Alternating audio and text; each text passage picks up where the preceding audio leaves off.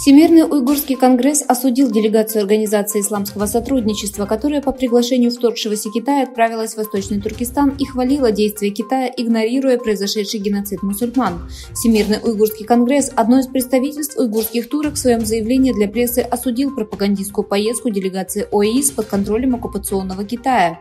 Далкун Иса, президент Всемирного уйгурского конгресса, сказал, ОИС попадет в ловушку китайской пропагандистской машины, полагая, что они могут наблюдать, как уйгуры живут свободно, без какого-либо религиозного или культурного угнетения. В то время как ислам и уйгурская культура демонстрируются посетителям, миллионам наших людей запрещается исповедовать свою религию, они подвергаются уголовной ответственности и наказанию.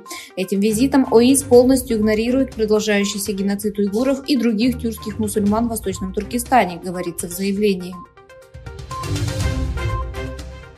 В Китае сотрудник министерства был задержан по подозрению в шпионаже в пользу ЦРУ. В каком министерстве работает государственный чиновник, не уточняется. В заявлении министерства говорится, что дело, раскрытое сегодня, все еще находится под следствием и что дело касается 39-летнего человека по имени Хао, который работал в министерстве, специализация которого не разглашается.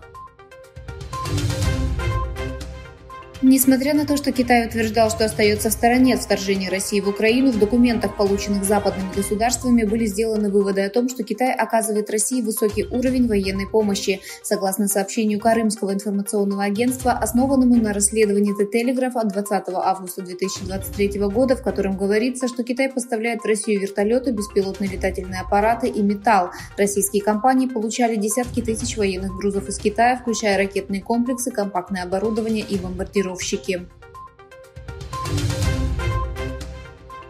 Между США и Китаем обостряется напряженность после кризиса шпионского аэростата. В 33 штатах США был внесен 81 законопроект, запрещающий китайским предприятиям, таким как TikTok, и гражданам Китая покупать сельскохозяйственные угодья и недвижимость рядом с военными базами.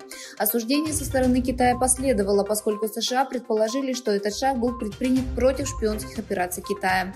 По мнению тех, кто выступает против закона о землевладении, эта инициатива разжигает ненависть к азиатам и расовую дискриминацию в США.